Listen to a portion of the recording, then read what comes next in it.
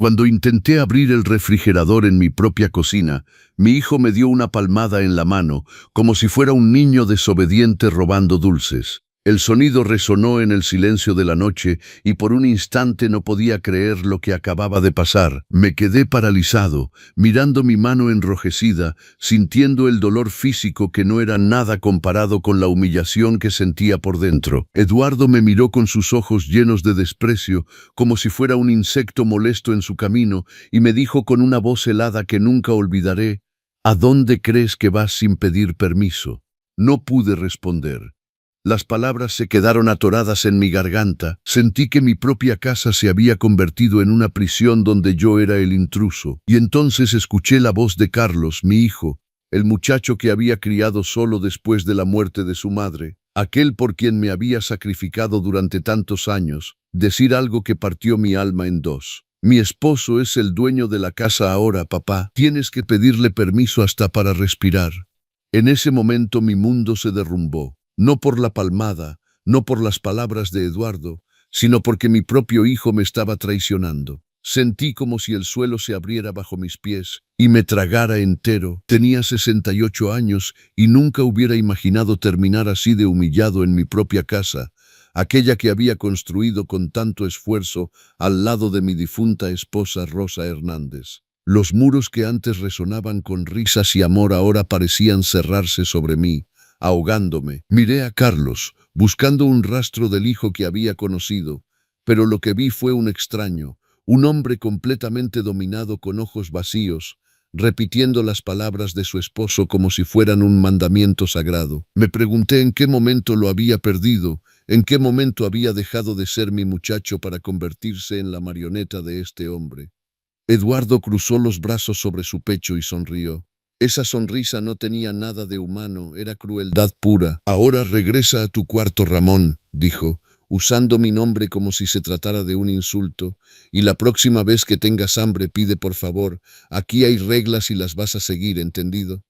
Asentí porque no podía hacer otra cosa. Mis piernas temblaban y sentía que si abría la boca, solo saldría un sollozo quebrado. Di media vuelta y caminé hacia mi habitación, sintiendo sus miradas clavarse en mi espalda como cuchillos. Cada paso era pesado, como si cargara el mundo entero sobre mis hombros. Cerré la puerta y me tiré en la cama. Las lágrimas comenzaron a rodar por mi rostro sin control. Lloré en silencio, mordiéndome los labios para no hacer ruido, porque hasta para llorar necesitaba permiso en mi propia casa. Mi estómago gruñía de hambre, pero el dolor emocional era mucho más fuerte que cualquier necesidad física. ¿Cómo había llegado a esto? ¿Cómo había permitido que esto pasara? Estas preguntas me torturaban mientras miraba el techo de mi habitación, ese techo que yo mismo había pintado hace años cuando mi esposa todavía vivía. Me sentía como un extraño en mi propia vida, como si alguien hubiera robado mi existencia y solo me hubiera dejado un cascarón vacío. Pensé en Rosa, mi esposa fallecida, y me pregunté qué diría si pudiera ver esto. Ella siempre había sido una mujer de principios, una mujer que nunca habría permitido que alguien me tratara así. Habría enfrentado a Carlos, lo habría hecho entrar en razón, pero Rosa se había ido hace 5 años y yo estaba completamente solo en esta pesadilla. Recordé aquella noche cuando Carlos me llamó hace 8 meses con esa voz desesperada que ningún padre puede ignorar. «Papá, necesito tu ayuda», había dicho. «Eduardo y yo estamos pasando un momento difícil. Perdí mi trabajo y ya no podemos pagar la renta. ¿Podemos quedarnos contigo solo por un tiempo? Te prometo que es temporal». ¿Cómo iba a negarme? Era mi hijo, mi único hijo, la persona más importante de mi vida después de Rosa. Por supuesto que dije que sí. Por supuesto que abrí las puertas de mi casa sin dudar. Nunca imaginé que estaba invitando al diablo a mi hogar. Al principio todo parecía normal. Eduardo era educado, hasta agradable, me ayudaba con algunas tareas del hogar. Sonreía cuando lo miraba, me llamaba suegro con aparente afecto. Carlos parecía aliviado de tener un techo sobre su cabeza y prometía constantemente que pronto encontraría trabajo y se mudarían. «Es solo temporal, papá», repetía cada semana. Pero las semanas se convirtieron en meses y comencé a notar pequeños cambios. Eduardo empezó a reorganizar mi cocina sin pedirme permiso. Movió mis ollas a lugares donde no podía alcanzarlas fácilmente. Cambió las toallas de baño por unas que él había comprado, dejando las mías guardadas en un cajón como si fueran basura. Pequeñas invasiones que ignoré porque no quería crear conflictos. Luego comenzó con las sugerencias. Ramón, ¿no crees que sería mejor cenar más temprano? Carlos y yo necesitamos intimidad por las noches. O Ramón, trata de no hacer tanto ruido por las mañanas. Nos despiertas. Cada sugerencia era una orden disfrazada y yo, como un tonto, obedecía para mantener la paz. Carlos nunca decía nada. Cuando intentaba hablarle del comportamiento de Eduardo, simplemente se encogía de hombros y decía: «Está estresado por la situación económica, papá. Dale tiempo». Siempre era dar tiempo, ser paciente, siempre era yo quien tenía que ceder. Un día, Eduardo decidió que mi horario de televisión era inapropiado porque él quería ver sus programas. Otro día, determinó que no podía usar la lavadora los fines de semana porque era su tiempo para lavar su ropa. Y Carlos asentía a todo como un perro obediente, siguiendo las órdenes de su amo. Pero nada me había preparado para lo que vendría. Nada me había preparado para el momento en que mi propia casa dejaría de ser mía y me transformaría en prisionero en el lugar donde había pasado los mejores años de mi vida. La tormenta comenzó de verdad hace 3 meses, cuando Eduardo anunció durante la cena que había tomado algunas decisiones importantes para mejorar la convivencia en la casa. Recuerdo que dejó sus cubiertos sobre la mesa con un ruido seco que me hizo sobresaltar. Carlos lo miraba con esa expresión de adoración enfermiza que me revolvía el estómago. «A partir de mañana», dijo Eduardo con una voz tan firme que parecía que dirigía una junta de empresa, «vamos a establecer reglas claras. Esta casa necesita orden y disciplina». Lo miré sin entender, esperando que Carlos interviniera, que dijera algo, lo que fuera, pero simplemente asintió como si todo esto tuviera sentido. «¿Tus reglas?», pregunté tímidamente, sintiendo mi voz temblar. «Eduardo, esta es mi casa.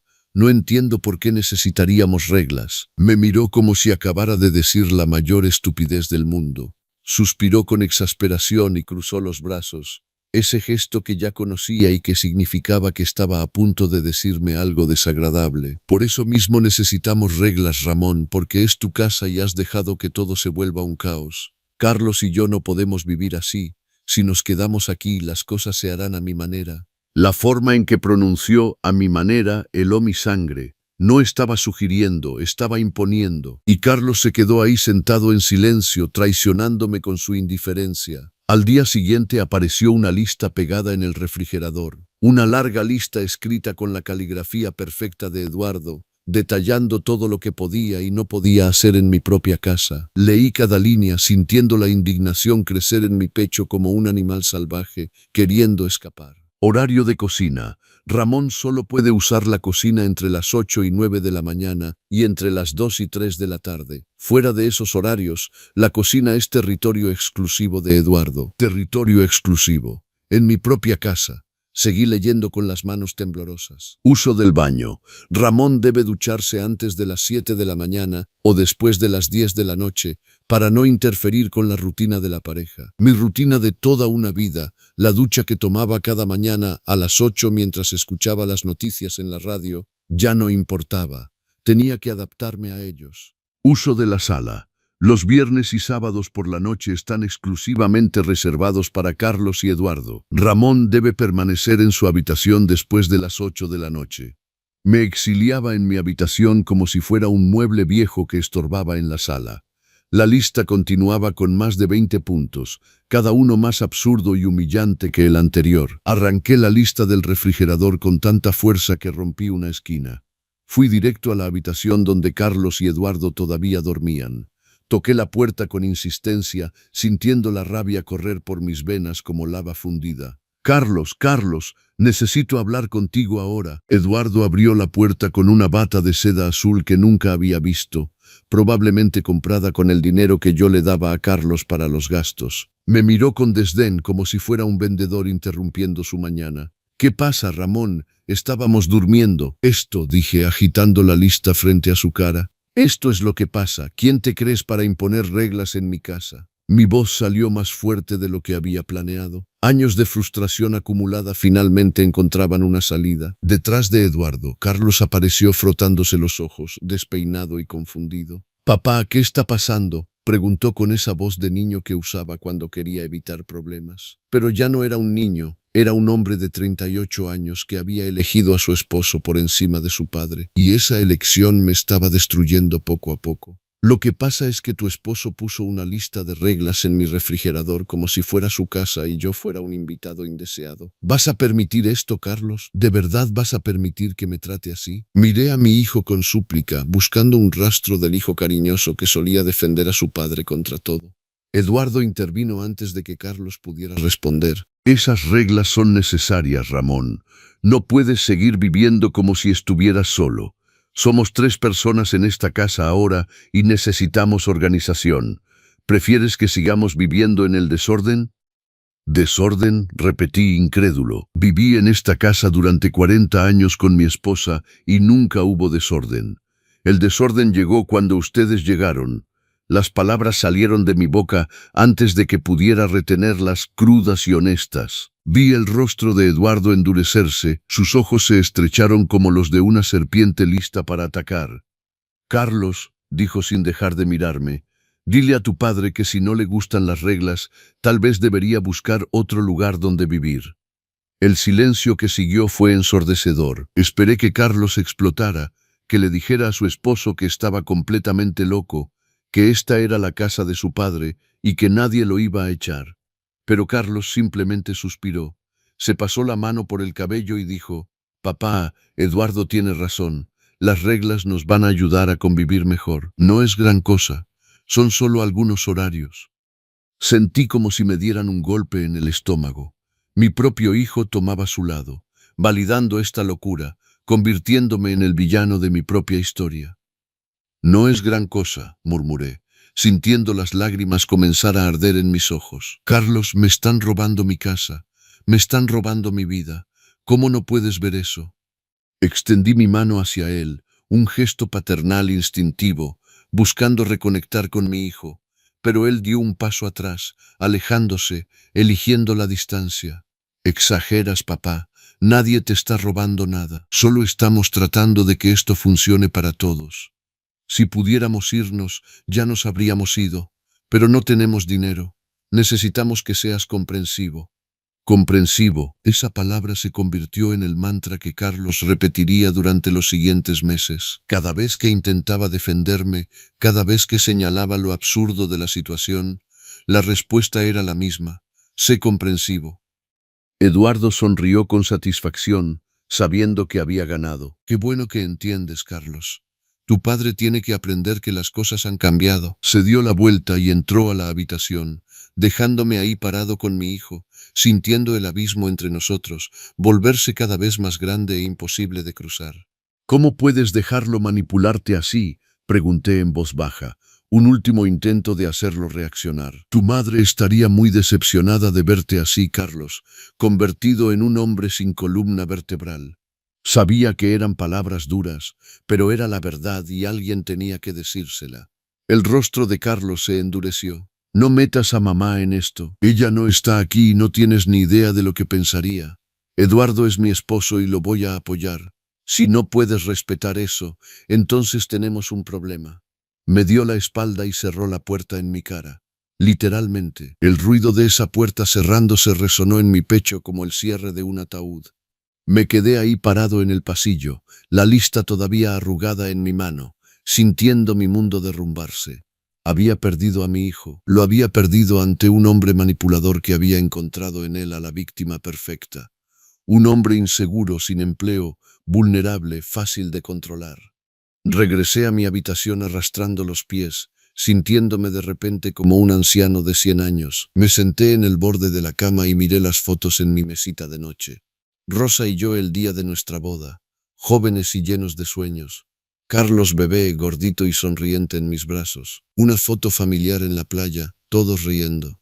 ¿En qué momento todo se había roto? A partir de ese día seguí las reglas. No porque estuviera de acuerdo, sino porque ya no tenía fuerzas para pelear. Cada mañana me despertaba a las 6 para ducharme antes del horario prohibido. Cocinaba en los estrechos márgenes de tiempo que Eduardo me había asignado. Me encerraba en mi habitación los viernes y sábados por la noche como un prisionero cumpliendo condena. Y lo peor de todo era ver a Carlos todos los días, caminar junto a él por los pasillos de mi casa sin reconocerlo. El hijo que había criado, el muchacho que solía abrazarme y decirme que yo era el mejor padre del mundo, ahora me miraba como si fuera un obstáculo en su vida. Eduardo lo había transformado completamente y yo no sabía cómo recuperarlo. Las semanas siguientes fueron una pesadilla silenciosa. Cada día Eduardo encontraba nuevas formas de recordarme que ya no era el dueño de mi propia vida. Comenzó a reorganizar toda la casa según sus gustos sin consultarme, como si mis 40 años vividos aquí no significaran absolutamente nada. Un día regresé del mercado y descubrí que había movido todos los muebles de la sala. Mi sillón favorito, ese donde Rosa y yo solíamos sentarnos a ver películas los domingos por la noche, ahora estaba arrinconado contra la pared, casi escondido detrás de una enorme planta que había comprado. En su lugar un sofá gris nuevo ocupaba el centro de la habitación. «Lo compré con el dinero que Carlos ahorró», dijo cuando me vio mirarlo boquiabierto. Ambos sabíamos que Carlos no tenía empleo, que el dinero venía de mi pensión, pero se atrevía a mentirme en la cara. «No me consultaste», dije, tratando de mantener la calma aunque sentía mi pecho arder de indignación. «Podrías haberme preguntado antes de cambiar todo». Eduardo ni siquiera levantó la vista de su teléfono. Estaba sentado en el nuevo sofá, con las piernas cruzadas, pintándose las uñas de un rojo intenso que me recordaba a la sangre. «No necesito tu permiso para mejorar esta casa, Ramón». Estaba vieja y deprimente. Ahora al menos tiene algo de estilo. La forma irrespetuosa en que dijo vieja y deprimente me golpeó como una bofetada. No estaba hablando solo de los muebles, estaba hablando de mí, de mi vida, de todo lo que Rosa y yo habíamos construido juntos. Intenté hablar con Carlos esa noche, pero ya tenía la respuesta automática lista. «Papá, el viejo sillón estaba muy gastado. Eduardo solo está tratando de hacer la casa más bonita. Deberías agradecerle en lugar de quejarte, por borrar los recuerdos de mi esposa de esta casa, por convertir mi hogar en algo irreconocible». Pero eso era solo el comienzo. Eduardo comenzó a invitar a sus amigos a mi casa sin avisarme. Llegaban en grupo, ruidosos e invasivos, ocupando la sala como si fuera un café público. Yo me encerraba en mi habitación, escuchando las risas y conversaciones, sintiéndome como un extraño en mi propio espacio. Una vez salí para ir al baño, y uno de ellos me miró de arriba abajo, con desprecio evidente.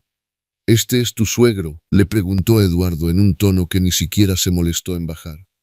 «Pobrecito, debe ser duro vivir de gorrón a su edad». Los amigos se rieron y sentí la humillación quemarme por dentro. Eduardo no dijo nada para defenderme, simplemente sonrió y cambió de tema, dejándome ahí parado como un tonto mientras todos me ignoraban. Comenzó a controlar lo que comía. Decía que necesitaba hacer dieta, que a mi edad debería cuidarme más. Eliminó de la alacena todo lo que me gustaba, las galletas de avena que comía con mi café por las mañanas, el chocolate que guardaba para los momentos difíciles, hasta la mermelada de fresa que Rosa solía comprarme cada mes. «Esas cosas tienen demasiada azúcar, Ramón. No son saludables», decía mientras llenaba los estantes con productos orgánicos costosos que yo terminaba pagando. Cuando compraba algo para mí, algo pequeño que me daba aunque fuera un momento de felicidad, Eduardo lo encontraba y lo tiraba a la basura. «Te dije que nada de azúcar, Ramón. ¿Por qué no me escuchas?» Y Carlos, mi propio hijo, asentía como si Eduardo me estuviera haciendo un favor, como si controlar cada aspecto de mi vida fuera un acto de amor y no de crueldad. Una tarde decidí cocinar mole poblano, ese platillo que Carlos siempre había amado, la receta que mi madre me había enseñado y que estaba en nuestra familia desde generaciones. Quería recuperar, aunque fuera un momento, la conexión con mi hijo, recordarle los días cuando éramos una familia feliz. Pasé toda la tarde en la cocina durante mi pequeña ventana de tiempo autorizado, poniendo todo mi amor en ese platillo. Cuando serví la cena, Eduardo olió el mole y arrugó la nariz con disgusto. «¿Qué es esto? Huele horrible». Mi corazón se apretó. Es el platillo favorito de Carlos, dije tratando de sonreír. Le encantaba cuando era niño. Miré a Carlos, esperando que recordara, que dijera algo afectuoso, que me diera aunque fuera una migaja de cariño. Pero Eduardo habló primero. Carlos ya no come ese tipo de comida pesada. Estamos cuidando nuestra alimentación, ¿recuerdas?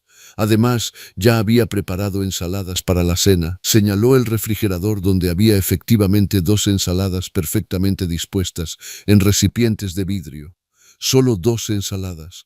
Una para él, una para Carlos. Ninguna para mí. Yo ya comí durante mi horario permitido, agregó con esa sonrisa falsa que tanto detestaba. No sabía que ibas a cocinar, aunque deberías haberme avisado.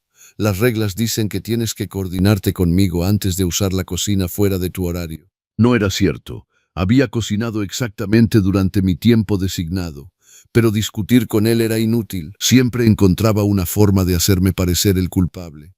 Carlos ni siquiera probó el mole poblano.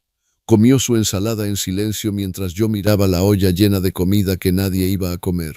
Toda esa tarde desperdiciada. Todo ese amor rechazado. Esa noche tiré el mole a la basura y lloré sobre el fregadero, tratando de no hacer ruido para que no me escucharan. Los días se transformaron en un ciclo interminable de pequeñas humillaciones que se acumulaban como piedras sobre mi pecho. Eduardo criticaba mi ropa, decía que me vestía como un viejo y que le daba vergüenza cuando salíamos juntos. Criticaba mi forma de hablar, mi forma de caminar, mi forma de existir. Y Carlos nunca decía nada, nunca me defendía, simplemente asentía o miraba hacia otro lado. Dejó de llamarme papá. Ahora solo decía Ramón con ese tono impersonal que se usa con un conocido, no con el hombre que te dio la vida. Cada vez que escuchaba mi nombre en su boca sin el papá delante, sentía que moría un poco por dentro. Eduardo había logrado borrar hasta eso, hasta el vínculo más sagrado entre un padre y un hijo. Comencé a tener miedo en mi propia casa. Miedo de hacer ruido, miedo de ocupar espacio, miedo de respirar muy fuerte. Caminaba de puntillas por los pasillos como un fantasma, tratando de no molestar, de no existir demasiado. Mi propia presencia se había vuelto indeseable y yo me encogía cada día, volviéndome más pequeño, desapareciendo. Una noche escuché a Eduardo hablando por teléfono con alguien. Su voz atravesaba las delgadas paredes de mi habitación. No te preocupes, ya casi logro mi objetivo, decía riendo. Es solo cuestión de tiempo antes de que decida irse por su cuenta. Y cuando eso pase, esta casa será completamente nuestra. Carlos ya firmó los papeles que le di. El tonto ni siquiera los leyó. Mi sangre se heló. ¿De qué papeles hablaba?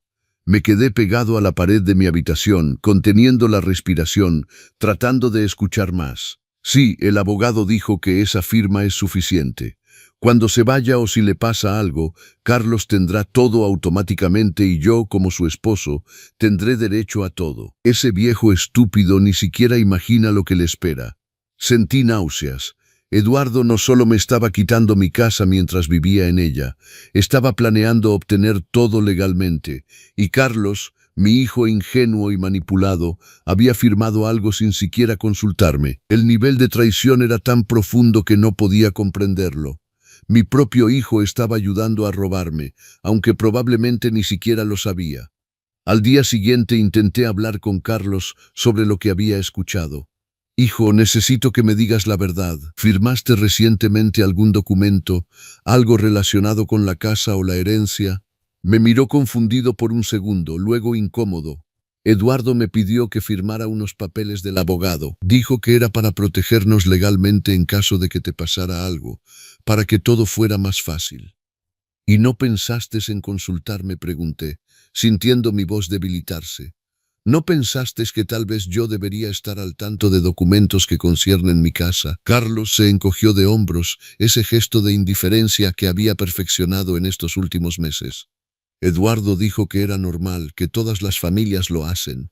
No quería molestarte con tonterías legales. Tonterías legales. Mi patrimonio, mi hogar, toda mi vida reducida a tonterías legales. Carlos, tu esposo te está manipulando, está planeando quedarse con todo, ¿no lo ves? Pero antes de que pudiera responder, Eduardo apareció como siempre, en el momento exacto para interferir. Otra vez metiéndole ideas en la cabeza a Carlos. Ramón, ¿No te cansas de crear problemas? Me miró con sus ojos fríos y calculadores. Carlos, dile a tu padre que deje de inventar conspiraciones. Se está volviendo paranoico por la edad. Y Carlos, como la marioneta perfecta en que se había convertido, me miró y dijo: Papá, Eduardo tiene razón. Ves problemas donde no los hay. En ese momento supe que había perdido completamente a mi hijo. No había forma de hacerle ver la verdad. Eduardo había construido un muro tan sólido entre nosotros que mis palabras ya no lo alcanzaban. Estaba atrapado en una pesadilla de la que no había escapatoria visible. Las cosas empeoraron de una manera que nunca hubiera imaginado posible. Eduardo comenzó a controlar hasta el aire que respiraba en mi propia casa. Decidió que mi habitación necesitaba una renovación. Y un día, mientras yo estaba en el banco recibiendo mi pensión, entró y sacó todas mis cosas. Cuando regresé, encontré cajas apiladas en el pasillo y mis pertenencias más preciadas tiradas sin ningún cuidado. ¿Qué hiciste?, grité al verlo salir de mi habitación con una bolsa llena de mis fotografías. Esas son mis cosas, no tienes derecho a tocarlas. Eduardo ni siquiera se molestó. Puso la bolsa en el suelo y se limpió las manos como si hubiera manipulado basura. Relájate, Ramón, solo estoy haciendo limpieza.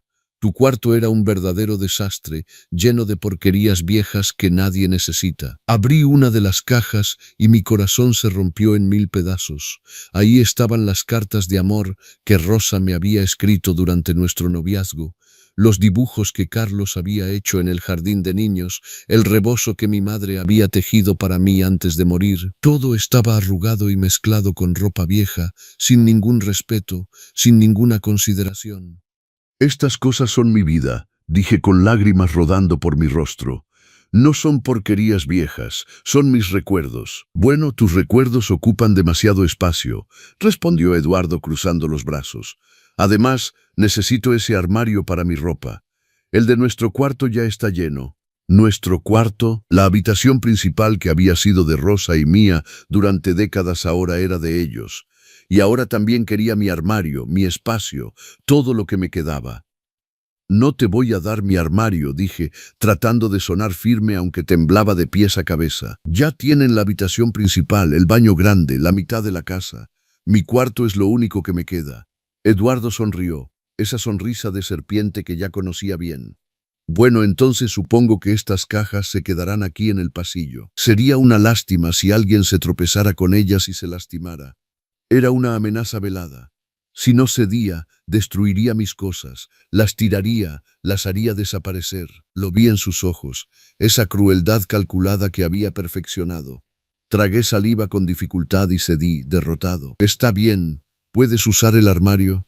Su sonrisa se amplió. Sabía que terminaría siendo razonable, Ramón. ¿Ves? Cuando cooperas, todo se vuelve más fácil. Esa noche guardé mis recuerdos más preciados en una pequeña caja de zapatos que escondí debajo de mi cama. Las cartas de Rosa, las fotos de Carlos bebé, el anillo de matrimonio que ya no usaba porque Eduardo había dicho que estaba pasado de moda. Todo lo que me quedaba de mi vida de antes ahora cabía en una caja que tenía que esconder como si fuera un criminal. Eduardo comenzó a invitar a Carlos a salir sin mí, cosa que nunca había hecho antes. Vamos al cine, decía, tomando a Carlos del brazo. Solo nosotros dos, necesitamos tiempo en pareja. Y se iban, dejándome solo en la casa, en mi casa, sintiéndome como un intruso que debería estar agradecido por tener permiso de quedarme. Cuando regresaban, siempre traían comida para llevar, pero solo para ellos dos. El olor a pizza o pollo frito llenaba la casa mientras yo estaba en mi habitación con el estómago vacío, preguntándome en qué momento mi vida se había convertido en esto. Una vez Carlos tocó mi puerta y me ofreció un pedazo de pizza. Trajimos de más por si tenías hambre. Antes de que pudiera aceptar, escuché la voz de Eduardo desde la sala. Carlos, ven acá. Esa pizza es para el almuerzo de mañana. No puedes andarla regalando así. Y Carlos, como siempre, obedeció. Se encogió de hombros y me dijo, lo siento, antes de cerrar mi puerta. Ni siquiera tuvo el valor de quedarse, de enfrentar a su esposo, de elegirme aunque fuera una sola vez. Las humillaciones se volvieron parte de mi rutina diaria. Eduardo comenzó a dejarme listas de tareas por hacer.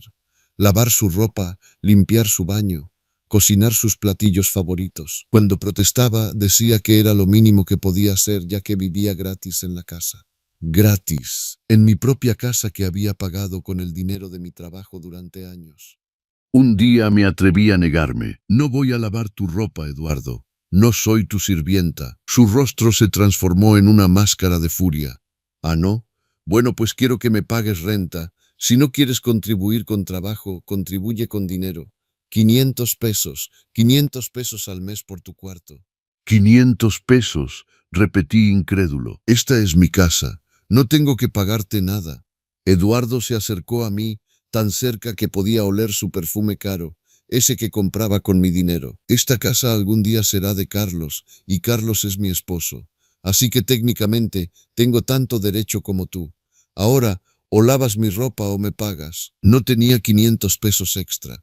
Mi pensión apenas alcanzaba para las cuentas de la casa, la comida y los gastos que Eduardo generaba constantemente. Así que lavé su ropa, odiándome con cada prenda que metía en la lavadora, odiando mi cobardía, mi incapacidad de defenderme, mi miedo a quedarme completamente solo.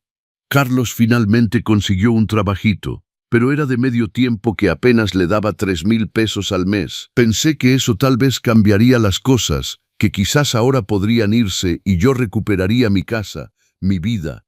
Pero en lugar de buscar su propio lugar, Eduardo anunció que ese dinero serviría para mejorar aún más la casa. Compraron un televisor enorme para la sala, un juego de ollas carísimas, cortinas nuevas para todas las ventanas. Todo con el dinero que se suponía los ayudaría a independizarse de verdad. ¿Y cuándo piensan mudarse?, pregunté una noche durante la cena. La pregunta flotó en el aire como una bomba a punto de explotar. Eduardo dejó de comer y me miró fijamente. ¿Mudarnos? ¿Por qué nos mudaríamos, Ramón? Estamos perfectamente bien aquí. Además, nos necesitas. Eres un hombre mayor viviendo solo. Es peligroso. Deberías agradecernos que estemos aquí para cuidarte. Cuidarme. Me estaba destruyendo poco a poco y lo llamaba cuidarme. No los necesito. Viví solo 5 años después de la muerte de Rosa y me las arreglé perfectamente bien. Ustedes dijeron que era temporal. Carlos finalmente tiene trabajo. Carlos finalmente habló, pero sus palabras fueron peores que su silencio. Papá, no seas egoísta. Eduardo tiene razón. A tu edad no deberías estar solo. Además, la casa también es mía. ¿O ya se te olvidó que soy tu hijo? Egoísta. Me llamaba egoísta porque quería recuperar mi propia casa, porque quería vivir sin que controlaran cada uno de mis movimientos, cada respiración. Sentí que algo en mí se rompía definitivamente. Esa esperanza que me había sostenido, la de que Carlos finalmente despertaría y vería lo que le estaba haciendo a su padre. Tienes razón, dije levantándome de la mesa. La casa también es tuya. Algún día será toda tuya. Espero que valga la pena. Dejé mi plato intacto y me fui a mi habitación. Escuché a Eduardo decirle a Carlos: tu padre es tan dramático, siempre haciendo escenas. Y Carlos riéndose de mi dolor. Comencé a evitarlos. Solo salía de mi habitación cuando era absolutamente necesario. Comía lo menos posible para no tener que usar la cocina durante sus horarios. Me volví un fantasma en mi propia casa, invisible, silencioso, inexistente, y aún así Eduardo encontraba formas de recordarme que yo era el problema. Ramón, tu presencia pone incómodo a Carlos, me dijo un día. Podrías tratar de ser menos visible cuando estés en los espacios comunes. Intenta no llamar la atención. Menos visible. Quería que desapareciera completamente, que dejara de existir para su comodidad. Una tarde, mientras limpiaba el baño durante mi tiempo designado, encontré papeles escondidos detrás del espejo. Documentos legales a nombre de Carlos y Eduardo. Los leí con manos temblorosas y confirmé mis peores sospechas. Eduardo había hecho que Carlos firmara un poder general, documentos que le daban control sobre decisiones médicas, financieras e incluso sobre la casa si algo me pasaba. También había un documento supuestamente de acuerdo de cuidado, donde yo aceptaba que se quedaran en la casa a cambio de cuidados para mi vejez. El documento llevaba mi firma, pero yo nunca lo había firmado. Era una falsificación burda, pero probablemente suficiente para crear problemas legales si alguien la cuestionaba. Me mareaba. Eduardo no solo me estaba quitando mi casa mientras vivía en ella. Estaba preparando el terreno legal para obtener todo. Era un estafador calculador y Carlos era su cómplice involuntario, o tal vez no tan involuntario. Ya no sabía qué pensar de mi propio hijo. Puse los documentos exactamente donde los había encontrado. No podía confrontarlos todavía porque no sabía qué hacer. No tenía dinero para un abogado. No tenía a nadie a quien acudir. Mi familia había fallecido o vivía lejos. Mis amigos se habían alejado estos últimos meses porque Eduardo siempre encontraba excusas para que no saliera. Estaba completamente solo y atrapado. Esa noche, acostado en mi cama mirando el techo, pensé en Rosa, pensé en cómo ella habría manejado esta situación. Rosa era una mujer de acción, no de palabras. Nunca habría permitido que alguien nos humillara de esta forma. Y en ese momento, acostado en la oscuridad de mi prisión, algo cambió en mí. Una chispa de rabia, de dignidad, de fuerza que creía haber perdido para siempre. No sabía todavía cómo, pero iba a recuperar mi vida. Iba a recuperar mi casa, y si eso significaba perder a Carlos en el proceso, entonces tal vez ya lo había perdido hace mucho tiempo. Tal vez el hijo que conocí murió el día que decidió elegir a un hombre cruel por encima de su propio padre. La noche del incidente del refrigerador llegó como la gota que derrama el vaso. Había sido un día particularmente difícil. Eduardo me había hecho limpiar toda la casa porque recibiría visitas al día siguiente. Amigos que vendrían a tomar té como si mi sala fuera un salón social que le pertenecía. Pasé horas tallando pisos, quitando polvo de los muebles, organizando cada rincón hasta que mis rodillas y espalda me dolían.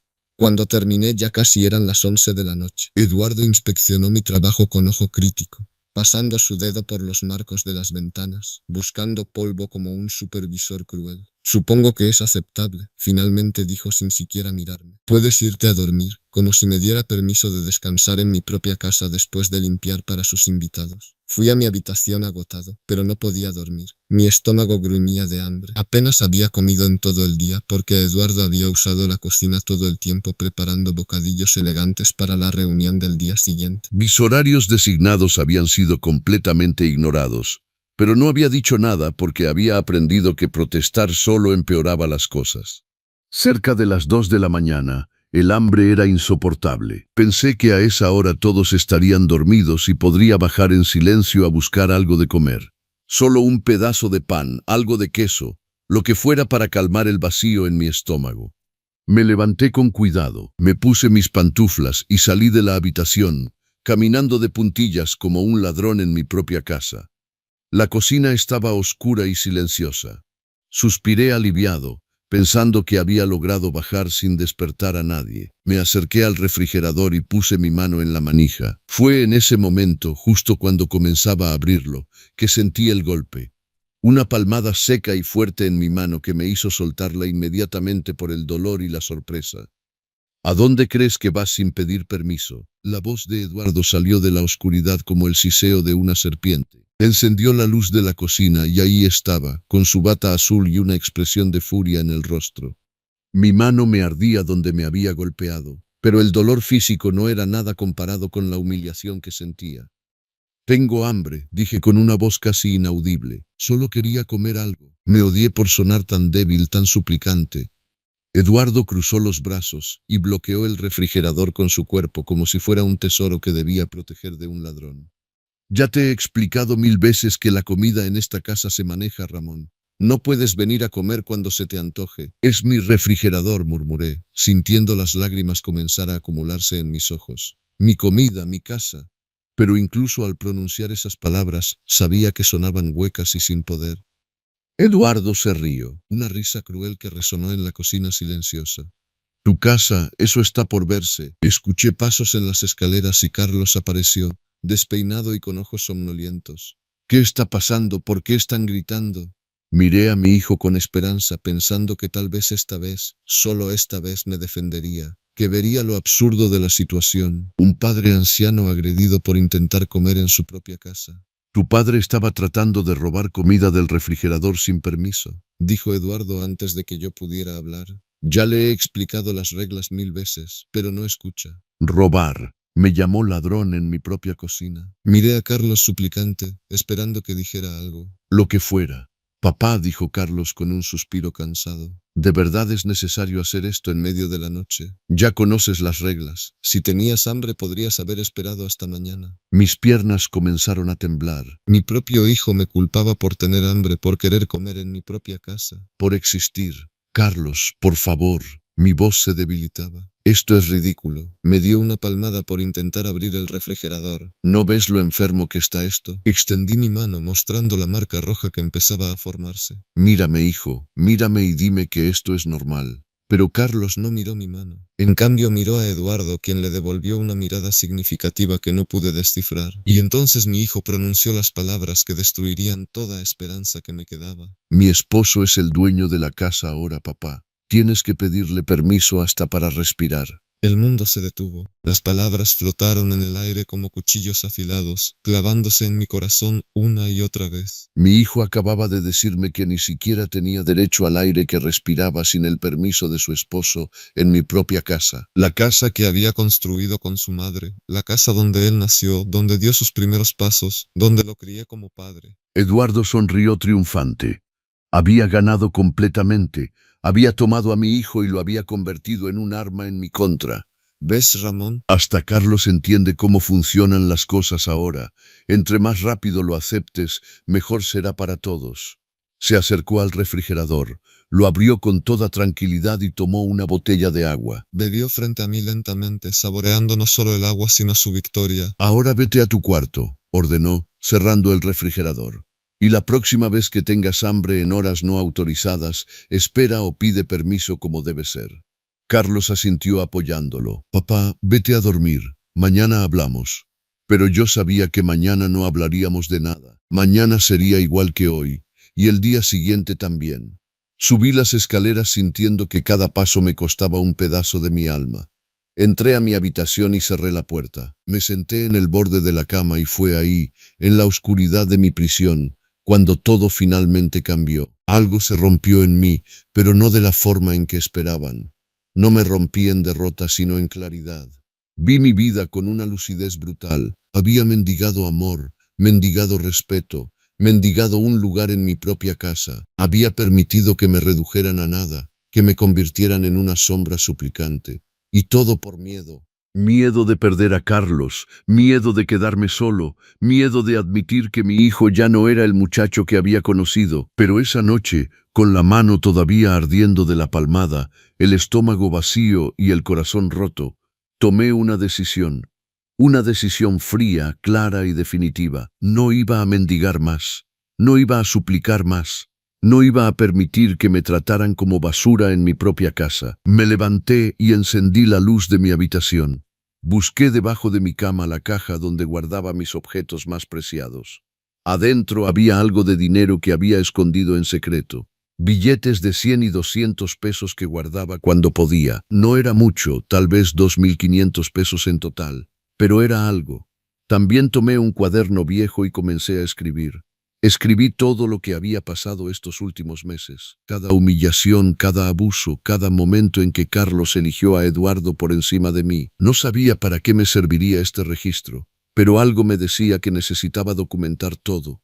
Mientras escribía, las lágrimas caían sobre el papel manchando algunas palabras, pero no me detuve. Escribí hasta que me dolió la mano, hasta que vacié todo el veneno acumulado en mi pecho. Y cuando terminé, cuando ya no quedaban palabras por escribir, supe exactamente qué tenía que hacer. No iba a confrontarlos, no iba a pelear, no iba a darles el espectáculo de verme roto y suplicante una vez más. Iba a hacer algo que nunca esperarían de mí, algo que les dolería mucho más que cualquier grito o queja. Iba a irme, iba a desaparecer de sus vidas y dejarlos exactamente con lo que querían. La casa, sin mí. No dormí el resto de la noche. Me quedé sentado en mi cama, mirando por la ventana mientras el cielo oscuro se transformaba lentamente en un amanecer grisáceo. Con cada minuto que pasaba, mi decisión se volvía más sólida, más clara. Ya no había duda, ya no había miedo, solo una certeza fría y definitiva. Tenía que salir de ahí antes de que me destruyeran completamente. A las 7 de la mañana, cuando escuché que Eduardo y Carlos se levantaban, ya tenía mi plan. Me duché rápido durante mi horario prohibido porque francamente ya no me importaban sus reglas. Me vestí con mi mejor ropa, la que Eduardo siempre criticaba por ser anticuada, y esperé. Cuando bajaron a desayunar, me encontraron sentado en la sala. No en mi habitación como un prisionero obediente, sino en la sala, en el sofá nuevo que Eduardo había comprado con mi dinero. «Buenos días», dije con una calma que los sorprendió. Eduardo me miró con desconfianza. Probablemente esperaba encontrarme quebrado, suplicante después de lo de anoche. Pero lo que vio fue algo diferente. Un hombre que había tomado una decisión. «Necesito hablar con ustedes», continué. «Ambos, siéntense». Carlos intercambió una mirada con Eduardo, confundido por mi tono. Por primera vez en meses, no estaba pidiendo permiso, no estaba suplicando.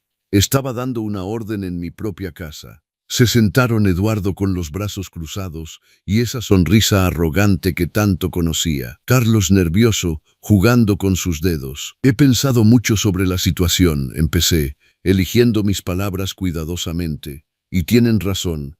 Esta convivencia no está funcionando, así que he decidido que es hora de hacer algunos cambios». Eduardo se inclinó hacia adelante, con los ojos brillando. Probablemente pensaba que iba a anunciar que me mudaría, que les dejaría la casa como él había planeado todo este tiempo. «A partir de hoy», dije, mirando directamente a Carlos, ignorando completamente a Eduardo, «voy a salir por unos días, tal vez una semana, tal vez 2. Necesito espacio para pensar sobre mi futuro». «¿A dónde vas a ir?», preguntó Carlos, y por primera vez en meses detecté una pizca de preocupación genuina en su voz. «Eso no les concierne», respondí firmemente. «Pero antes de irme, quiero que sepan algo. Esta casa es mía, la escritura está a mi nombre, y he decidido que cuando regrese, si regreso, las cosas van a cambiar radicalmente». Eduardo soltó una risa sarcástica. «¿Ah, sí? ¿Y qué vas a hacer, Ramón? No tienes a dónde ir, no tienes dinero. Todos tus amigos te han abandonado. Vas a terminar regresando en unos días rogando que te dejemos entrar». Lo miré con una calma que lo desconcertó. «Puede ser, o puede que no, pero durante el tiempo que esté fuera, quiero que reflexionen sobre algo. Esta casa es mi patrimonio, es lo único que tengo. Y si algo me pasa, si misteriosamente aparezco muerto o desaparezco, tengan por seguro que ya dejé documentos con un abogado explicando toda la situación». Era mentira, no tenía ningún abogado. Pero ellos no lo sabían. Vi cómo el rostro de Eduardo se tensaba ligeramente. Había tocado un nervio. «Qué dramático», dijo, pero su voz había perdido parte de su arrogancia. «Nadie está planeando que te pase nada». «Me alegra escuchar eso», respondí, «porque también he documentado todo lo que ha pasado estos meses. Cada humillación, cada regla absurda, cada vez que me golpearon, dejé que la palabra colgara en el aire. O me negaron comida. Todo está escrito, fechado, guardado en un lugar seguro». Carlos se puso pálido. «Papá, nadie te golpeó». «Ah, no», levanté mi mano donde todavía se veía la marca roja de anoche. «¿Esto qué es entonces?». El silencio fue absoluto. Eduardo abrió la boca para decir algo, pero lo detuve. «No quiero escuchar excusas, solo quiero que sepan que ya no soy el viejo tonto que pueden manipular. Me voy ahora. Cuando regrese, si es que regreso, voy a recuperar mi casa, y ustedes van a tener que decidir si quieren ser parte de mi vida de manera respetuosa, o si prefieren buscar otro lugar donde vivir». Me levanté del sofá. Carlos se puso de pie también, con lágrimas en los ojos. «Papá, espera, no tienes que irte. ¿Podemos hablar de esto?» «Ya no hay nada de qué hablar, Carlos. Tú hiciste tu elección. Anoche me la dejaste muy clara. Ahora yo estoy haciendo la mía». Subí a mi habitación, tomé la pequeña maleta que había preparado durante la noche con algunas mudas de ropa y mi caja de recuerdos. Bajé las escaleras y me dirigí a la puerta. Carlos me siguió. «¿A dónde vas? Al menos dime eso, por favor». Lo miré, a este hijo que había sido todo para mí y que ahora era un extraño. «Voy a buscar lo que perdí en esta casa, mi dignidad». Y salí, cerrando la puerta detrás de mí. El aire de la mañana me golpeó el rostro y por primera vez en meses sentí que podía respirar. Mis piernas temblaban mientras caminaba por la calle con mi maleta. No sabía exactamente a dónde iba, pero sabía que no podía quedarme un minuto más en esa casa. Caminé hasta la esquina y tomé un taxi. Al centro, le dije al conductor. Una vez en el centro de la ciudad busqué un hotel barato, algo que pudiera pagar con mis 2.500 pesos mientras pensaba qué hacer. Encontré un lugar pequeño pero limpio. La Posada San Miguel se llamaba. El dueño, un hombre mayor llamado don Joaquín, me miró con curiosidad cuando pedí una habitación por varios días. ¿Está bien, señor?, preguntó con genuina preocupación. Se ve un poco alterado. Fue esa simple pregunta, ese tono de preocupación real que no había escuchado en meses, lo que me quebró. Me senté en el pequeño lobby y comencé a llorar. Lloré como no había llorado desde la muerte de Rosa. Don Joaquín no dijo nada.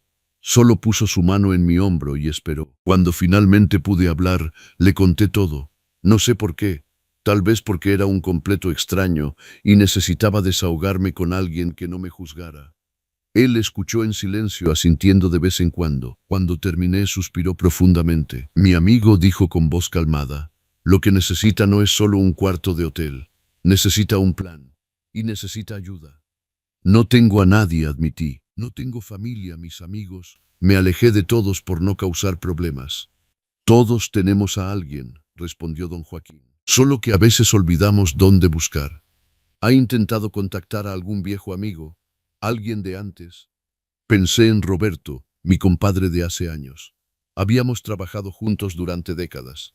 Fuimos como hermanos. Pero cuando Carlos y Eduardo llegaron a mi casa, poco a poco dejé de verlo. Eduardo siempre tenía excusas de por qué no podía salir. Y eventualmente Roberto dejó de llamar. Hay alguien, dije lentamente. Pero hace meses que no hablo con él. Nunca es tarde para reconectar con un verdadero amigo, dijo don Joaquín, ofreciéndome el teléfono de la recepción. Llámelo. Con manos temblorosas, marqué el número de Roberto que milagrosamente todavía recordaba. Sonó 3 veces antes de que contestara. Bueno, Roberto, soy Ramón, dije, sintiendo un nudo en la garganta. Hubo un silencio, luego. Ramón, compadre, ¿dónde diablos te has metido? Llevo meses tratando de contactarte. Lo sé. Yo tengo que contarte algo. ¿Podemos vernos? Por supuesto. Dime dónde estás y voy para allá. Le di la dirección de la Posada San Miguel y colgué. Don Joaquín sonrió. Ve, ya no está tan solo. Media hora después, Roberto llegó. Me abrazó tan fuerte que casi no podía respirar. Compadre, te ves terrible. ¿Qué te pasó? Nos sentamos en el pequeño comedor del hotel y le conté todo otra vez. Toda la historia desde que Carlos y Eduardo llegaron hasta mi escape de esta mañana. Roberto escuchaba con el ceño cada vez más fruncido. Cuando terminé, golpeó la mesa con el puño. Ese desgraciado. ¿Y Carlos permitió todo eso? No puedo creerlo. Ese muchacho que conocí nunca habría tratado así a su padre. Ya no es el muchacho que conociste, dije con tristeza. Eduardo lo cambió completamente. Roberto se quedó pensativo un momento. Mira, compadre, no puedes quedarte escondido en un hotel. Eso es lo que ellos quieren, que te rindas, que regreses derrotado. Tienes que pelear por lo tuyo. ¿Pero cómo? No tengo dinero para abogados. Apenas tengo para sobrevivir unos días. Tengo un primo, dijo Roberto. Es abogado, no es de esos caros de traje y oficina elegante, pero sabe lo que hace. Trabaja con gente como nosotros, gente común. Déjame hablar con él. A lo mejor podemos encontrar una solución. Por primera vez en meses sentí una chispa de esperanza. ¿De verdad harías eso por mí? Compadre, somos familia, más que familia. No voy a dejar que ese par de abusadores te quiten todo lo que trabajaste en tu vida. Mañana mismo hablo con mi primo. Mientras tanto, tú vas a quedarte en mi casa. No puedo abusar de tu hospitalidad. No es abuso, es lo que hacen los amigos, los verdaderos amigos. Se levantó y pagó mi cuenta del hotel antes de que pudiera protestar. Vámonos, mi esposa va a estar feliz de verte. Siempre pregunta por ti. Esa noche dormí en la casa de Roberto y su esposa Lupita. Ella preparó mi platillo favorito, enchiladas verdes caseras, y me trató con tanto cariño que volví a llorar. Me di cuenta de cuánto había extrañado esto. La calidez humana, la amabilidad sin condiciones, el respeto. Al día siguiente Roberto cumplió su palabra. Su primo, el licenciado Martín Flores, vino a la casa. Era un hombre de unos 50 años, serio pero con ojos amables. Don Ramón, dijo estrechando mi mano, Roberto me contó su situación. Es grave, pero no imposible de resolver. Primero, necesito que me cuente todo desde el principio. Cada detalle importa. Pasamos 3 horas hablando. Le mostré mi cuaderno donde había documentado todo. Le hablé de los papeles que encontré escondidos en mi casa, de las humillaciones, de las reglas, de todo. El licenciado Flores tomaba notas meticulosamente. Cuando terminé, se reclinó en su silla y exhaló. Esto es un caso clásico de abuso de adulto mayor y fraude. Los documentos que firmó su hijo sin su consentimiento, especialmente si falsificaron su firma, son ilegales. Podemos pelear esto. ¿Pero cómo? No tengo dinero. No se preocupe por eso ahora. Roberto es familia para mí también. Vamos a trabajar esto con honorarios mínimos. Lo importante es proteger su patrimonio. Sacó unos documentos de su maletín. Primero, vamos a hacer esto oficial. Voy a preparar una denuncia por abuso y fraude. También vamos a solicitar una orden de protección temporal y vamos a registrar oficialmente que usted no dio consentimiento para ninguna transferencia de propiedad. ¿Y eso funcionará? Va a tomar tiempo, pero sí. La ley está de su lado, es su casa. Mientras tanto, le recomiendo que no regrese allá solo. Cuando vayamos, iremos acompañados de autoridades. Durante los siguientes días, el licenciado Flores trabajó en mi caso, presentó la denuncia, solicitó documentos, investigó los papeles que Eduardo había hecho firmar a Carlos, descubrió que efectivamente había una falsificación de mi firma y que los documentos no tenían validez legal real, pero habrían sido suficientes para causar problemas si yo hubiera muerto o desaparecido. Ese hombre es peligroso, me advirtió el licenciado. Tenía un plan muy elaborado. Por suerte usted se dio cuenta a tiempo. Mientras tanto, Roberto y Lupita me cuidaban como si fuera parte de su familia. Me dieron espacio para sanar, para recordar quién era yo antes de que Eduardo y Carlos me convirtieran en una sombra. Poco a poco recuperaba mi fuerza, mi dignidad, mi voz. Carlos me llamó varias veces al celular que había dejado en mi habitación, pero yo no estaba allí para contestar. No sabía que estaba en casa de Roberto, no sabía dónde estaba, y eso de alguna manera me daba poder. Una semana después de mi partida, el licenciado Flores me dio buenas noticias. Ya está todo listo, tenemos la orden de protección, tenemos la denuncia registrada y tenemos evidencia de fraude. Es hora de que regrese a su casa. Pero esta vez va a regresar con las autoridades y conmigo. Va a regresar como el dueño que es. La mañana que regresé a mi casa fue surrealista. Llegamos en 3 vehículos, el del licenciado Flores, uno de la policía con 2 oficiales, y el carro de Roberto que insistió en acompañarme. Cuando toqué el timbre de mi propia casa, Eduardo abrió la puerta. Su expresión de sorpresa al verme rodeado de gente fue impagable. ¿Qué es esto?, tartamudeó. El licenciado Flores dio un paso adelante. Buenas tardes, soy el licenciado Martín Flores, representante legal del señor Ramón Hernández, dueño legal de esta propiedad. Vengo a notificarles que se ha presentado una denuncia por abuso de adulto mayor y fraude documentario. También traigo una orden judicial que les da 48 horas para desocupar la propiedad. El color desapareció del rostro de Eduardo. Esto es ridículo. No pueden. Está bajo investigación por falsificación de documentos y abuso de adulto mayor. Carlos apareció detrás de Eduardo, con los ojos rojos como si hubiera estado llorando. Papá, su voz se quebró. ¿Qué está pasando? Lo miré a mi hijo y sentí una mezcla de amor, dolor y decepción tan profunda que casi no podía respirar. Lo que está pasando, Carlos, es que finalmente estoy defendiendo lo que es mío.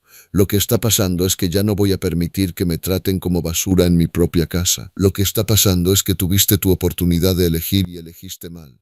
Pero papá, yo no sabía. Eduardo me dijo que los papeles eran normales. Tuviste muchas oportunidades de escucharme, de creerme, de elegirme, y nunca lo hiciste. El licenciado Flores intervino. Tienen 48 horas para recoger sus pertenencias personales y desocupar.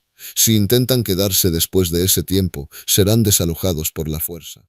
Entré a mi casa por primera vez en una semana sintiéndome como un hombre diferente. Los oficiales me acompañaron mientras hacía un recorrido rápido para asegurarme de que nada hubiera sido robado o destruido.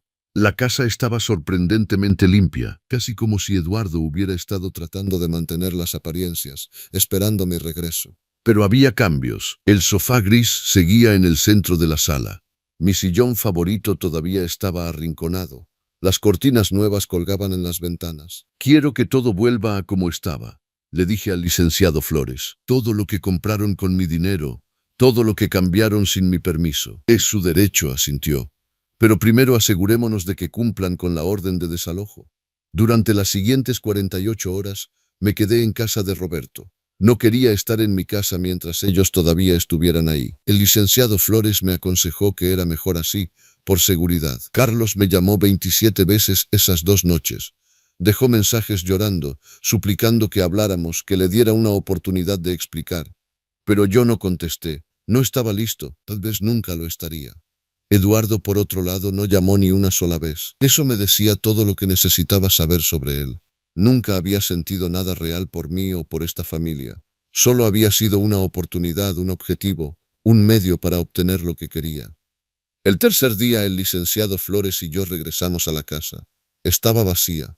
Se habían ido. Dejaron las llaves sobre la mesa de la cocina con una nota escrita por Carlos. Papá, siento mucho todo. Sé que no merezco tu perdón, pero espero que algún día puedas al menos escucharme. Te amo, siempre te amaré, Carlos. Sentí un dolor agudo en el pecho al leer esas palabras. A pesar de todo, era mi hijo, la persona que había cargado en mis brazos, que había enseñado a caminar, a leer, a ser hombre. ¿Está bien?, preguntó Roberto poniendo su mano en mi hombro. Estaré bien, respondí doblando la nota y guardándola en mi bolsillo. Solo necesito tiempo. Los días siguientes fueron extraños. Estaba de vuelta en mi casa, pero se sentía diferente. Más silenciosa, más vacía. Por primera vez en meses no tenía que seguir horarios absurdos, no tenía que pedir permiso para usar mi propia cocina, no tenía que caminar de puntillas por los pasillos. Era libre, pero esa libertad se sentía pesada. Roberto y Lupita me visitaban casi todos los días, trayendo comida, compañía, risas. Poco a poco empecé a invitar de nuevo a otros viejos amigos, personas que Eduardo había alejado de mi vida con sus manipulaciones. Don Ernesto, mi vecino de toda la vida, vino a visitarme. Ramón, todos sabíamos que algo andaba mal, me dijo. Queríamos ayudar, pero cada vez que intentábamos hablar contigo, ese Eduardo nos bloqueaba. Decía que estabas enfermo, que no querías visitas. Me di cuenta de cuánto había perdido durante esos meses. No solo mi dignidad, sino mis amistades, mi comunidad, mi vida social. Eduardo me había aislado sistemáticamente, preparándome para el momento en que finalmente me quitaría todo. Pero había fallado, y ahora yo estaba reconstruyendo lo que él había intentado destruir. Una tarde, 2 semanas después del desalojo, sonó el timbre. Abrí la puerta y ahí estaba Carlos, solo, sin Eduardo. Se veía terrible, había perdido peso. Tenía ojeras profundas, la ropa arrugada. Era obvio que no estaba durmiendo bien. «Hola, papá», dijo con voz temblorosa. Durante un momento no supe qué decir. Parte de mí quería cerrarle la puerta en la cara, hacerle sentir lo que yo sentí cuando él me traicionó. Pero otra parte, esa parte que siempre sería su padre, solo quería abrazarlo.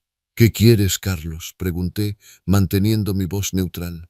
Solo quería verte, hablar, si me lo permites». Me hice a un lado y lo dejé entrar. Nos sentamos en la sala, él en el sofá gris que Eduardo había comprado, yo en mi viejo sillón que había vuelto a colocar en su lugar de honor. «Eduardo se fue», dijo Carlos sin que yo preguntara. «Nos peleamos después de que nos echaste». «Bueno, no nos echaste. Nos desalojaste legalmente porque teníamos que». Se detuvo, las lágrimas comenzando a rodar por sus mejillas, «porque yo permití que te tratara horrible». No dije nada, solo esperé. Cuando me di cuenta de que realmente ibas en serio, que no ibas a perdonar todo así como así, Eduardo cambió. Se puso furioso, me culpó a mí, dijo que yo había arruinado todo, que debería haber firmado más papeles, que debería haber hecho más para sacarte de la casa. Carlos sollozó, y fue ahí cuando finalmente lo vi, papá. Lo vi tal como eras, un manipulador, un abusador, alguien que nunca me amó realmente, que solo me usó para llegar a ti, a tu casa, a tu dinero. «¿Y qué esperabas?», pregunté, sintiendo mi propia voz quebrarse. «Te lo dije tantas veces, Carlos, te advertí, te supliqué que vieras lo que estaba pasando, pero elegiste creerle a él. Lo sé, tienes razón, tienes toda la razón. Se limpió las lágrimas con la manga. Fui un tonto, fui un hijo terrible. Permití que convirtiera tu vida en un infierno porque estaba tan desesperado por tener algo que funcionara en mi vida. Había perdido mi trabajo, mi confianza, todo. Y Eduardo, él me hacía sentir necesitado, importante, pero era todo falso. ¿Dónde está ahora? No lo sé. Se llevó sus cosas y se fue. Dijo que iba a encontrar a alguien más que fuera menos patético. Carlos rió amargamente. Supongo que ahora soy yo quien es patético. Hubo un largo silencio. El reloj en la pared marcaba los segundos. Afuera se escuchaban los sonidos de la tarde. Niños jugando, pájaros cantando, la vida continuando. No eres patético, dije finalmente. Eres humano, cometiste errores, grandes errores. Me lastimaste de formas que no sé si algún día podré perdonar completamente.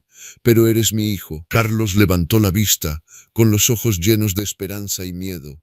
Eso no significa que todo vuelva a ser como antes, continué. No puedo simplemente olvidar lo que pasó. Me dejaste con hambre en mi propia casa. Me humillaste. Elegiste a un extraño sobre tu padre una y otra vez. Lo sé, pero tampoco puedo negar que te quiero, que una parte de mí siempre te va a querer porque eres mi hijo, porque te vi nacer, porque tu madre te puso en mis brazos y me hizo prometer que siempre te cuidaría. Me levanté y caminé hacia la ventana, mirando hacia la calle donde Carlos había jugado de niño. Si quieres reconstruir nuestra relación va a tomar tiempo, mucho tiempo. Y va a requerir que hagas cambios reales en tu vida. Lo que sea, papá. Haré lo que sea. Primero necesitas conseguir ayuda, terapia, para entender por qué permitiste que Eduardo te manipulara así, para trabajar en tu autoestima, en tu independencia. Carlos asintió vigorosamente. Ya empecé. Encontré un terapeuta. He ido 3 veces. Me sorprendió. ¿De verdad? Sí, porque me di cuenta de que si no trabajo en mí mismo esto va a volver a pasar. Voy a terminar con otro Eduardo, o peor, necesito entender por qué soy así.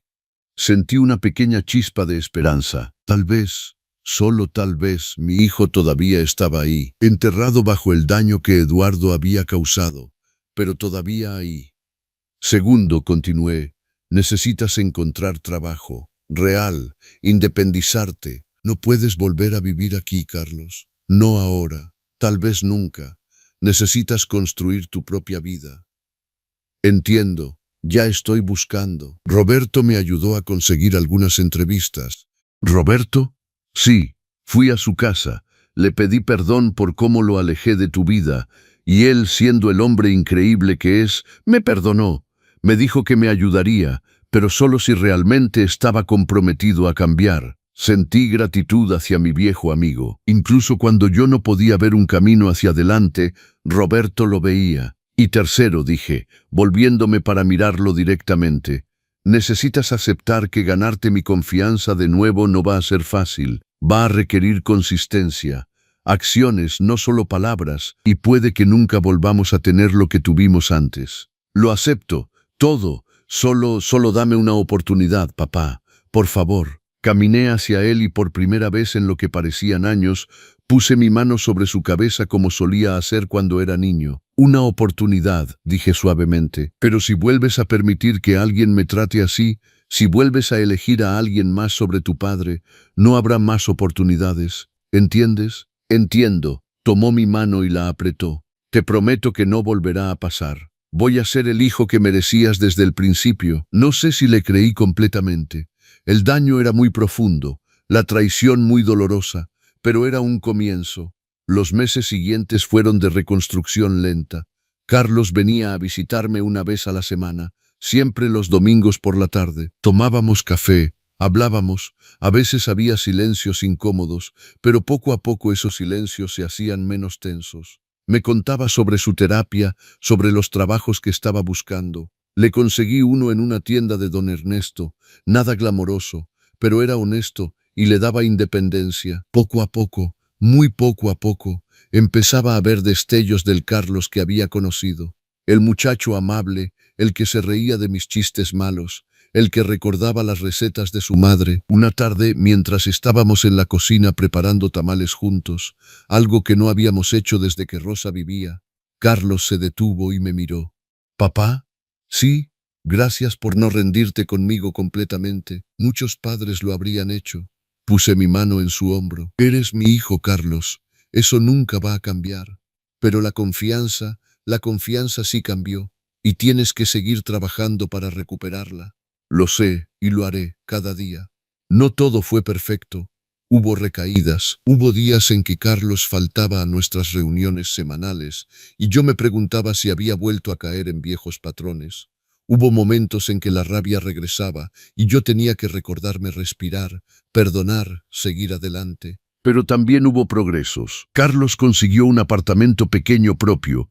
Empezó a salir con alguien nuevo, pero esta vez fue lento, cuidadoso, y me lo presentó desde el principio. Un buen hombre llamado Javier que trabajaba como maestro y que trataba a Carlos con respeto genuino. ¿Qué opinas de él, papá?, me preguntó Carlos después de que Javier se fue de una cena en mi casa. Parece buena persona, dije honestamente. Pero tú sabes qué buscar ahora, ¿verdad? Las señales de advertencia. Sí, mi terapeuta me ayudó a hacer una lista, y Javier no cumple con ninguna de las banderas rojas. Es amable, me respeta a mi familia. Se detuvo. Respeta a mi papá. Asentí. Eso es bueno, eso es muy bueno. El licenciado Flores me ayudó a poner en orden todos mis documentos legales. Hicimos un testamento apropiado, claro y sin ambigüedades. Carlos heredaría la casa, pero solo después de mi muerte natural, y con cláusulas claras que impedirían que nadie pudiera manipularlo para quitármela mientras viviera. Es importante protegerse, me dijo el licenciado, especialmente después de lo que pasó. También me ayudó a recuperar el dinero que Eduardo había gastado. Resultó que muchas de esas compras con el dinero que Carlos ahorró habían sido hechas con tarjetas que Eduardo había sacado fraudulentamente usando mi información. Logramos recuperar cerca de 15,000 pesos. ¿Qué vas a hacer con esto?, preguntó Roberto cuando recibí el cheque. Sonreí. Voy a vivir, voy a viajar, voy a hacer todas esas cosas que Eduardo no me dejaba hacer. Y lo hice. Viajé a Oaxaca, un lugar que Rosa y yo siempre quisimos visitar pero nunca tuvimos oportunidad. Visité las ruinas de Monte Albán, comí mole negro en el mercado, vi el árbol del tule. Me sentí vivo por primera vez en años. Cuando regresé, Carlos me recibió en el aeropuerto. Me abrazó fuerte y me dijo: «Te extrañé, papá». Yo también te extrañé, hijo. Y en ese momento, con mi hijo en mis brazos, en medio de un aeropuerto lleno de gente, sentí que tal vez, solo tal vez, habíamos encontrado nuestro camino de regreso el uno al otro. No era el mismo camino que teníamos antes, nunca lo sería, pero era un camino nuevo, construido sobre honestidad, límites claros y respeto mutuo. Si estás disfrutando esta historia y te gustaría apoyarme para seguir trayendo más contenido como este, puedes enviar un super thanks. Tu apoyo significa mucho y me ayuda a continuar compartiendo estas historias de vida. Gracias de antemano. Han pasado 2 años desde que Eduardo y Carlos salieron de mi casa. 2 años desde que recuperé mi dignidad, mi hogar, mi vida. Hoy es domingo por la tarde y estoy en mi cocina preparando pozole, ese platillo que Rosa solía hacer cada domingo. Carlos viene en camino con Javier, se van a quedar a cenar. Es algo que hacemos regularmente ahora, una tradición nueva que hemos construido juntos. La casa se siente diferente ahora. Se siente como mía otra vez. Devolví el sofá gris y recuperé mi viejo sillón. Las cortinas de rosa están de vuelta en las ventanas. Las fotos de nuestra familia están en las paredes, ya no escondidas en una caja debajo de mi cama. Suena el timbre y voy a abrir. Carlos y Javier están ahí cargando una bolsa con pan dulce de la panadería. «Hola, papá», dice Carlos dándome un abrazo. No es forzado, no es incómodo, es genuino. «Hola, don Ramón», saluda Javier respetuosamente. Siempre me llama don Ramón, incluso cuando le digo que puede llamarme solo Ramón. Es un buen muchacho este Javier. Trabaja duro, trata bien a mi hijo y lo más importante, respeta los límites. Pasen, pasen, el pozole ya casi está listo. Nos sentamos en la sala mientras esperamos la cena. Carlos me cuenta sobre su trabajo en la tienda de don Ernesto. Le dieron un ascenso la semana pasada, ahora es supervisor. Estoy orgulloso de ti, le digo, y lo digo de verdad. Ha trabajado duro para llegar hasta aquí. No fue fácil para él comenzar desde abajo, pero lo hizo, lo está haciendo. Gracias, papá. ¿Y tú cómo has estado? ¿Cómo va el grupo? Sonrío. El grupo. Hace 6 meses don Ernesto y yo fundamos un grupo de apoyo para adultos mayores que han sufrido abuso familiar. Nos reunimos cada miércoles en el centro comunitario. Yo comparto mi historia, otros comparten las suyas. Nos apoyamos mutuamente. Va bien. Cada semana llega gente nueva. La semana pasada vino una señora, doña Mercedes, que estaba viviendo exactamente lo que yo viví. Su hija y su yerno la tenían prácticamente prisionera en su propia casa. ¿Y pudieron ayudarla? Sí, el licenciado Flores le está ayudando con el caso legal. Ya la conectamos con recursos. No va a tener que pasar por esto sola como yo. Carlos se queda callado un momento. Sé lo que está pensando. Todavía carga con culpa por lo que pasó. Probablemente siempre la cargará de alguna manera. Es bueno que estés ayudando a otra gente, papá. Conviertes algo malo en algo bueno. Es lo que tu madre habría hecho, digo suavemente. Ella nunca desperdiciaba una experiencia, ni siquiera las dolorosas. Siempre encontraba la forma de usarlas para ayudar a otros. Javier habla por primera vez en un rato. Don Ramón, si no es mucho pedir, alguna vez pensó en escribir su historia. Tal vez ayudaría a más gente. Es una idea interesante, tal vez. Nunca fui muy bueno escribiendo, pero tal vez alguien más podría ayudarme con eso. Yo te ayudaría, papá, ofrece Carlos. Podríamos hacerlo juntos. Tu historia, tus palabras, yo solo te ayudaría a ponerlas en papel. Lo miro y veo en sus ojos un deseo genuino de ayudar, de contribuir, de hacer algo bueno con lo que pasó. Me gustaría eso, digo. Me gustaría mucho. Vamos a la cocina para servir la cena. El pozole huele delicioso, con su caldo rojo y todos los acompañamientos. Lechuga, rábanos, orégano, limón, tostadas. Es perfecto. Mientras comemos, Roberto y Lupita llegan. Los invité también. Roberto trae su guitarra como siempre hace los domingos. «Compadre», grita al verme, dándome ese abrazo fuerte que siempre me da. Ya empezaron sin nosotros. Apenas estamos comenzando. Siéntense. Hay suficiente para todos. La mesa se llena de risas, de historias, de vida. Esta es la familia que elegí, la familia que me eligió de vuelta. Roberto y Lupita que estuvieron ahí cuando más los necesitaba. Carlos que está trabajando duro para redimirse. Javier que trata a mi hijo con el amor y respeto que merece. Después de la cena, Roberto saca su guitarra y comenzamos a cantar viejas canciones, rancheras que Rosa amaba. Carlos conoce las letras porque se las enseñé cuando era niño. Javier aprende rápidamente. En un momento de calma entre canciones, Carlos se acerca a mí. «Papá, hay algo que quiero decirte, algo que he querido decir por mucho tiempo pero no sabía cómo. Dime, hijo, gracias por no darte por vencido conmigo. Gracias por darme una segunda oportunidad cuando no la merecía. Gracias por enseñarme que el amor verdadero también incluye límites y respeto. Sé que nunca podré devolverte todo lo que te quité, todo el dolor que te causé, pero quiero que sepas que cada día me esfuerzo por ser el hijo que mereces». Siento las lágrimas querer salir, pero las contengo. Ya eres ese hijo, Carlos. No eres perfecto, yo tampoco lo soy, pero estás tratando, y eso es lo que importa. Nos abrazamos, y esta vez el abrazo dura más. Esta vez siento que es real, que viene del corazón de mi hijo, no de la obligación o la culpa, sino del amor genuino. Más tarde esa noche, después de que todos se van, me siento en mi sillón con una taza de café. Miro alrededor de mi sala. Esta casa que casi pierdo, esta vida que casi me destruyen. Pienso en Eduardo y me pregunto dónde estará ahora. Probablemente con otra víctima, ejecutando el mismo plan. Espero que quien sea que esté con él sea más listo que Carlos fue. Espero que vea las señales de advertencia antes de que sea demasiado tarde. Pero también pienso en lo que aprendí. Aprendí que la dignidad es algo que nadie puede quitarte a menos que tú se lo permitas. Aprendí que nunca es demasiado tarde para defenderte, para pelear por lo que es tuyo, para recuperar tu vida. Aprendí que la familia no siempre es sangre. A veces es la gente que eliges, la gente que te elige, la gente que se queda cuando todo se pone difícil. Aprendí que el perdón no significa olvidar, significa elegir seguir adelante sin llevar el peso del odio contigo. Y aprendí que nunca jamás debes permitir que alguien te haga sentir pequeño en tu propia casa, en tu propia vida. Me levanto y camino hacia la ventana. Afuera, la calle está tranquila. Es una noche hermosa, una noche pacífica. Miro la foto de Rosa en la repisa. Lo hice, mi amor, le digo en voz baja. Recuperé nuestra casa. Recuperé a nuestro hijo, recuperé mi vida. Sé que estarías orgullosa.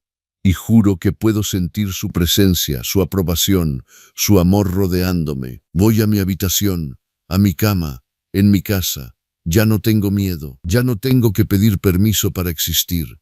Ya no soy un prisionero. Soy Ramón Hernández, tengo 70 años, soy viudo, padre, amigo, sobreviviente, y esta es mi casa. Antes de dormir, abro mi cuaderno, el mismo donde documenté todo lo que pasó, pero ahora escribo algo nuevo. Hoy, 2 años después, puedo decir que he sanado. No completamente, las cicatrices siguen ahí, pero he sanado lo suficiente para vivir de nuevo, para amar de nuevo, para confiar de nuevo. Si alguien está leyendo esto y está pasando por algo similar, quiero que sepas, no estás solo, no eres débil por estar en esta situación. Y no es demasiado tarde para recuperar tu vida. Busca ayuda. Habla con alguien. No te quedes callado. Tu vida, tu dignidad, tu hogar valen la pena pelear por ellos. Y recuerda, nunca jamás permitas que alguien te trate como un perro en tu propia casa. Cierro el cuaderno y apago la luz. Mañana es un nuevo día. Un día donde abriré mi refrigerador cuando quiera, donde cocinaré cuando quiera, donde existiré sin miedo. Un día donde seré libre, porque finalmente, después de todo, aprendí la lección más importante. La única persona que puede quitarte tu dignidad eres tú mismo, al permitir que otros te la quiten. Y yo ya no permito eso, nunca más. 3 meses después de esa cena de domingo, Carlos y yo terminamos de escribir mi historia completa. La publicamos en línea con la ayuda de Javier, quien sabía de tecnología. No esperaba que nadie la leyera, pero las visitas comenzaron a llegar.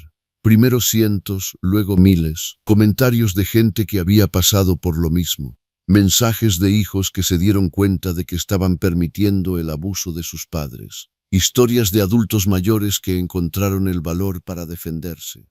El grupo de apoyo creció. Ahora tenemos que reunirnos en un salón más grande. El licenciado Flores ofrece consultas gratuitas los miércoles para cualquiera que las necesite. Carlos empezó a trabajar como voluntario en el grupo, compartiendo su perspectiva como el hijo que falló pero que está trabajando para redimirse. Su testimonio ayuda a otras familias a entender ambos lados de la situación. Eduardo nunca volvió. Escuchamos por ahí que intentó lo mismo con otra familia, pero esta vez encontró a alguien que lo denunció de inmediato. Ahora enfrenta cargos criminales en otro estado. Carlos y Javier se comprometieron el año pasado. La boda es en junio. Me pidieron que los acompañara al altar a ambos. Lloré cuando me lo pidieron. Papá, dijo Carlos, tú nos enseñaste lo que es el amor verdadero. No el amor que controla, sino el amor que respeta. Queremos que seas parte de nuestro nuevo comienzo. Mi casa está llena de vida otra vez, llena de risas, de música, de amor, exactamente como Rosa y yo soñamos que sería. Y cada noche, antes de dormir, le doy gracias. Gracias por tener el valor de defender mi vida cuando más lo necesitaba. Gracias por los amigos que me sostuvieron. Gracias por la segunda oportunidad con mi hijo. Porque al final del día, esta no es solo una historia sobre abuso, es una historia sobre recuperación, sobre dignidad, sobre nunca darse por vencido en ti mismo. Y esa es una lección que vale la pena compartir. ¿Te gustó mi historia? ¿Desde qué ciudad de México nos estás viendo? Encuéntrame en los comentarios. Si disfrutaste esta historia, puedes apoyarme enviando un super thanks para que pueda seguir trayendo más historias como esta. Te agradezco de antemano tu apoyo. Espero tus comentarios sobre la historia. En la pantalla puedes ver 2 nuevas historias de vida que recomiendo de todo corazón. Hay muchas más en mi canal. No olvides suscribirte. Hasta la próxima historia de vida con cariño y respeto en los consejos del abuelo.